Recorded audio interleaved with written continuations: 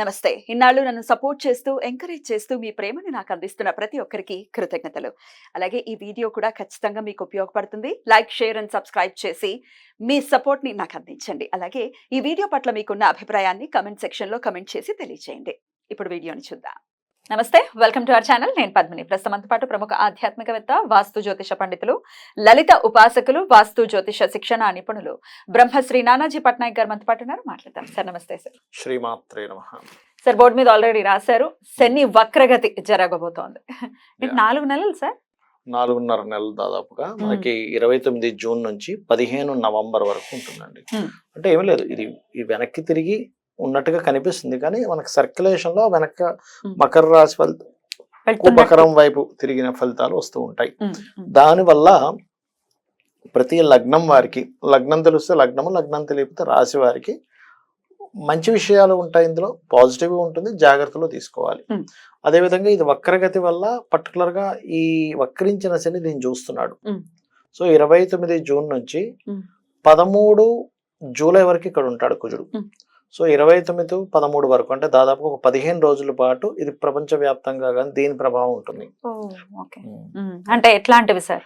విపత్తులు అట్లాంటివి? విపత్తులు అదేనండి. ఇప్పుడు కామన్ గా మీరు గమనించినట్లయితే ఈ శని సామాన్యంగా చూస్తుంటేనే మనం గతంలో కూడా చెప్పుకున్నాం, పేరుకి వర్షాకాలంగానే ఎండలు బాగా వస్తూ ఉంటాయి. ఒక పక్క బాగా ఎండ వస్తుంది అనేసరికి ఇంకో దగ్గర విపరీతం వర్షం పడుతూ ఉంటుంది. అంటే ప్రకృతిలో ఏదైతే బ్యాలెన్స్ అనేది తప్పుతుంది శని కుజులు ఎప్పుడైనా వీక్షించుకుంటున్నా కూడా. అయితే దీనివల్ల మాత్రం ఎట్టి పరిస్థితుల్లో ఇప్పుడు చూడండి, మనకి ఈ ఫ్లష్ ఈటింగ్ బ్యాక్టీరియా ఏదో అంటున్నారు, దాదాపుగా 2006లో వచ్చింది జపాన్లో. ఇప్పుడు కాదు, 2004లో వస్తే 2006లో దాన్ని డిటెక్ట్ చేశారు. 2006 నుంచి ఉన్నటువంటిది, అదేం కొత్తగా ఇప్పుడు ఇండియాకి వచ్చేసి ఏదో అయిపోతుంది అనుకునేటువంటి భయం అయితే పడాల్సిన పని లేదు. కాకపోతే ఈ కాంబినేషన్ వల్ల ఏమిటంటే ప్రపంచవ్యాప్తంగా కానివ్వండి, దేశాల వారిగా కానివ్వండి, మనకి రాష్ట్రాల వారిగా కానివ్వండి, అనవసరమైన గొడవలకు దారితీస్తూ ఉంటుంది. సాధారణంగా ఇది మనకి క్రోధినామ సంవత్సరం. కుజుడు ఓన్ హౌస్ లో ఉన్నాడు. ఇన్ని రోజులు శని చూస్తున్నందుకు ఆల్రెడీ జరుగుతున్నాయి. వక్రించి చూస్తున్నప్పుడు ఇంకొంచెం డిఫరెంట్ గా గొడవలు, అందులో ముఖ్యంగా సరిహద్దుల్లో ఉండేటువంటి ఈ భద్రతను కల్పిస్తున్నటువంటి ఈ యొక్క సైనికులు కానీ, పోలీస్ డిపార్ట్మెంట్ మీద కానీ కాస్త ఎక్కువ ప్రభావం చూపిస్తుంటుంది. అంటే వాళ్ళకి కొన్ని స్ట్రిక్ట్ రూల్స్ ఇవ్వడం, ప్రెషర్ ఎక్కువగా ఉంటుంది. ఎందుకంటే వక్రించిన శని చూస్తున్నాడుగా, అందుకని. అండ్ అదే విధంగా కొన్ని అల్లకల్లోలకు సంబంధించిన దేశవ్యాప్తంగా, ప్రపంచవ్యాప్తంగా ఏదైనా కొన్ని నిర్ణయాలు తీసుకునేటప్పుడు మనకి పిఎంలు కావచ్చు, వాళ్ళు ఆ నిర్ణయాలను కొంత వ్యతిరేకిస్తూ కొన్ని అల్లర్లు జరగడం కానీ, కొన్ని తీవ్రమైన నిర్ణయాలు తీసుకోవడం కానీ, ఇటువంటివి జరుగుతూ ఉంటాయి. అదొకటి మెయిన్ గా చూసుకోవాలి ఈ శని వక్రగతి అండ్ ఈ కుజుడు దృష్టి పడడం వల్ల. అయితే ద్వాదశ రాశులకి కూడా డెఫినెట్ గా ఆయన ఇచ్చేటటువంటి ఫలితాలు ఉంటాయి కదా సార్? ఉంటాయి, డెఫినెట్ గా మార్పు ఉండబోతోంది. ఎందుకంటే అష్టమ శని, అర్ధాష్టమ శని, ఏళ్ళనాటి శని వాళ్ళకి ఎలాగో అలాగే ఉంటుంది, కానీ అష్టమ శని, అర్ధాష్టమ శని వాళ్ళకి ఏమైనా డిఫరెన్సెస్ ఉంటాయా? Right sir. అయితే మరి ద్వాదశ రాశుల వాళ్ళు కూడా ఈ పీరియడ్ ని ఎట్లా ఉండబోతుంది ఈ 4.5 నెలలు కూడా, అలాగే శని యొక్క అనుగ్రహమే పొందడం కోసం ఎట్లాంటి రెమెడీస్ చేసుకోవచ్చు అనేది ఒక్కసారి వివరంగా అన్ని రాశుల వాళ్ళకి చెప్తారా సార్? చెప్తాను. ఆఖరిలో ఈ అర్ధాష్టమ, అష్టమ శని వాళ్ళకి ఏం మార్పు వస్తుందో కూడా చెప్తాను, ఎండింగ్ లో చెప్తాను. తప్పకుండా సార్. మరి కన్యా రాశి వారికి ఎట్లాంటి ఫలితాలను ఇవ్వబోతున్నారు సార్ శని భగవానుడు? శని భగవానుడు కన్యా లగ్నము ఆరు కన్యా రాశి వారికి ఇక్కడ ఇచ్చే పాజిటివ్ రిజల్ట్స్ ఏమిటి అంటే, first of all financial growth మీద ఇక్కడ మంచి ప్రభావం చూపిస్తాడండి. ఫైనాన్షియల్ గ్రోత్ ఖచ్చితంగా పెరుగుతుంది. 6లో ఉండేసిన ఎప్పుడైనా వక్రిస్తే కన్యా లగ్నం వారికి ఫైనాన్షియల్ గ్రోత్ ఇస్తాడు, అందులో ఎటువంటి సందేహం లేదు. Point number 1. రెండవది ఏమిటంటే, గవర్నమెంట్ జాబ్స్ కోసం ప్రయత్నాలు చేసేటువంటి వారికి ఆ యొక్క జాబ్స్ లభించడము. కాకపోతే మన కన్యా లగ్నంలో కేతు ఎప్పుడైతే ఉన్నాడో కొంచెం ఒక వైరాగ్య ధోరణి ఉంటుంది చూసారా, ఆ వైరాగ్య ధోరణి కూడా కొంతవరకు తగ్గిస్తాడు శని వెనక్కి వచ్చినప్పుడు. కాకపోతే కొంత పుణ్యక్షేత్రాలకు వెళ్ళడం ఇవి కూడా ఉంటాయి, ఉండవని కాదు. కాకపోతే ఈ శని వక్రగతి వల్ల ముఖ్యంగా అప్పులు తీరడం, రుణ రోగ శత్రు సంబంధించిన విమోచన జరుగుతుంది. ఎందుకంటే 6th house లో ఉన్నవాడు 5కి వచ్చాడుగా, దానివల్ల అప్పులు కొంచెం తీరుస్తాడు. గతంలో 6th లో ఉన్నప్పుడు కొన్ని అప్పులు ఇప్పిస్తాడు, వక్రించినప్పుడు తీర్పిస్తాడు. అదొకటి. ఉద్యోగంలో మంచి మార్పులు రావడము, ఉద్యోగం పరంగా అభివృద్ధి కలగడము, కొత్త ఉద్యోగ అవకాశాలు రావడం, ఇటువంటివి ఇస్తాడు. కాకపోతే ఇంటర్వ్యూస్కి వెళ్ళినప్పుడు మాత్రం తెలియని ఒక భయాన్ని క్రియేట్ చేస్తూ ఉంటాడు శని అక్కడ ఉన్నప్పుడు. ఎందుకంటే న్యాచురల్ 6th house నుంచి 5th house లోకి వచ్చాడు, ఆలోచన స్థానంలోకి. అందుకని వీళ్ళకి ఏంటంటే కొంచెం వాహనం మీద వెళ్ళేటప్పుడు జాగ్రత్తగా వెళ్ళాలి ఒకటి. ఏదైనా మధ్యవర్తిత్వం అనేటువంటిది అసలు ఉండకూడదు. Hmm. వివాహ నిర్ణయాల విషయంలో జాగ్రత్తగా నిర్ణయం తీసుకోవాలి. పార్ట్నర్షిప్స్లో ఇప్పుడు ఎవరైనా పార్ట్నర్షిప్కి వచ్చారు, లోకల్ కాకుండా విదేశాల్లో ఎన్ఆర్ఐస్ వాళ్ళు ఎవరైనా పార్ట్నర్షిప్కి వస్తే అది పనికి వస్తుంది మళ్ళీ.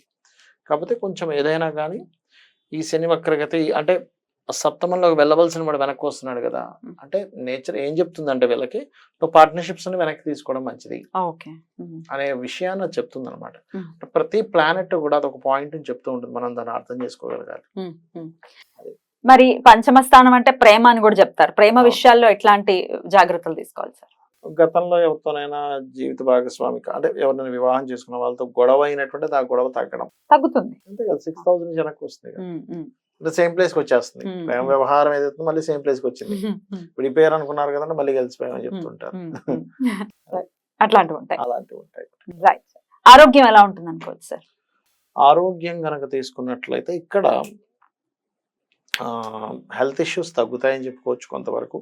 కాకపోతే ఫ్యాటీ ఐటమ్స్ లాంటివి తినకూడదు. ఓవర్ ఫ్యాట్, ఓవర్ ఇది ఉంటుంది చేశారు, అట్లాంటివి తినకుండా ఉంటే సరిపోతుంది. జంక్ ఫుడ్ జోలికి వెళ్ళకుండా ఉంటే 100% బాగుంటుంది. ఎందుకంటే ఇక్కడ చూడండి, మీరు ఎంత గమ్మత్తు అంటే ఈ 6వ స్థానం మనకి ఇంటెస్టైన్ లోపల ఇది. ఇక్కడ వక్రించాడు శని. అంటే వక్రించాడంటే సంథింగ్ నువ్వు తినేటువంటి ఫుడ్ ద్వారానే సంథింగ్ లోపల ఏదో జరగబోతుంది. సో చూసి తినాలి. ఎందుకు అంటే ఇక్కడ చూడండి, మనం తినే ఫుడ్ 2వ స్థానం 7వ స్థానంలో చూస్తాం. ఎటువంటి ఫుడ్ తింటాము అని. వెస్టర్న్ కల్చర్ రిలేటెడ్ ఫుడ్స్ తినే ఛాన్సెస్ ఉంటాయి కన్యా లగ్నం వరకు, రాహు ఉన్నందుకు. క్లియర్ గా చెప్పేస్తాను. రైట్. సో అందుకని నో జంక్ దాని వల్ల హెల్త్ ఇష్యూస్ వస్తాయి. అందుకని సబ్జెక్ట్ ఇస్ వెరీ బ్యూటిఫుల్. దాన్ని మనం ఎంత అద్భుతంగా అర్థం చేసుకుంటున్నాం అనేదే మ్యాటర్.